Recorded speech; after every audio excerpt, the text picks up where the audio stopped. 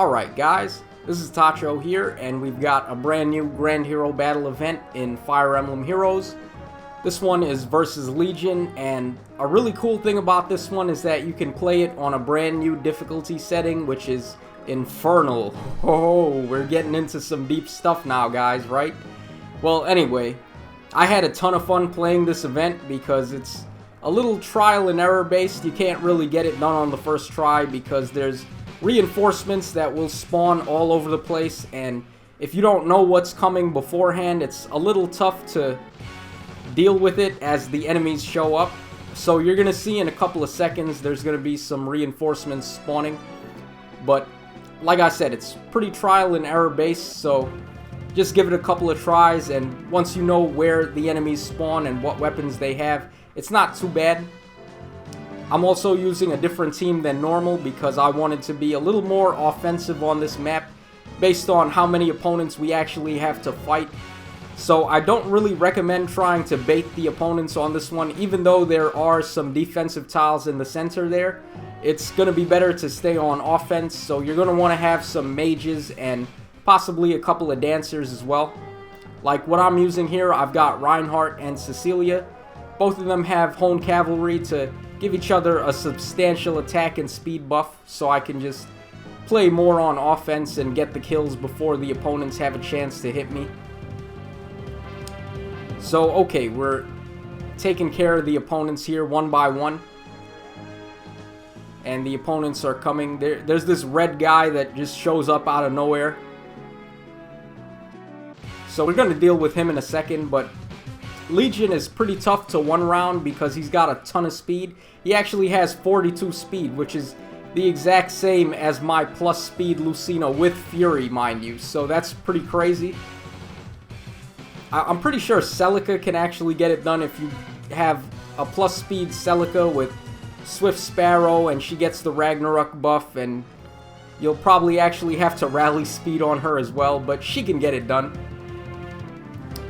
Anyway though, we're just taking care of business here. Like I said, do it one at a time and try not to let the enemies swarm up on you, and try not to bait. You're going to want to be on offense for this. And as soon as we're finished here, I'm going to go into my box, and we're going to start talking about Legion and his skills and his stats and whether or not he's worth all the trouble. I would say, like, just a quick preview though, I would say yes, he is worth it. So if you've got the chance to, then definitely try to farm as many of him as you can on both the Lunatic difficulty and also this one here, Infernal. Honestly, the Infernal difficulty isn't as hard as I thought it was going to be, because I played Lunatic and I thought that one was pretty tough, and then I was like, okay, there's also Infernal, so how much harder is this going to be? But it's actually not that bad. It's pretty fair. I was expecting it to be something like Lunatic Plus on Awakening, where they have like random skills and there's really broken stuff like Pavis Plus, where it's like minus 70% damage or some nonsense like that. But nah, it's pretty fair. Certainly not that bad. And this final Legion here that spawns, he actually has Panic Ploy 3, so try not to align your units with him when he spawns. Otherwise, they're going to suffer stat drops. But at this point, we're pretty much done. I'm just going to have Cecilia attack him there and then dance on her with Azura. And then let her get the finishing blow. So that's pretty much it. I'd actually love to see somebody get this map done with 3-star only units. I know it's possible, it's just going to be really damn difficult to do. Itchy backside, if you're watching this, which I highly doubt, get on that, man. I want to see this one done with 3-star units. It's going to be really badass. But anyway, let's start talking about Legion now, so let's go over to his stats. Okay, so now that we've beaten the mission, let's go ahead and start talking about this guy, and let's give a little bit of a breakdown on his stats and his default skill set. So, as far as weapons go, he's got a unique one it's Legion's Axe Plus, which it looks like it's going to be an inheritable weapon as well because it's got the plus sign on it. So what it does is, after combat, bonuses on targeted foe become penalties through their next action. Okay, so it's pretty much the same thing as the Panic Ploy and Harsh Command effect.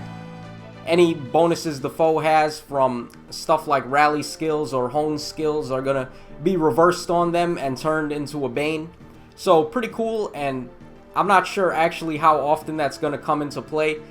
Actually, it would have been a whole lot better if it said during combat rather than after it, because then you could have used this guy as a makeshift Reinhardt check, sort of, and you could have just put him in to draw fire from Reinhardt, and Reinhardt's going to run up and attack him, but all of Reinhardt's buffs from Hone Cavalry and Fortify Cavalry will get reversed on him thanks to this weapon.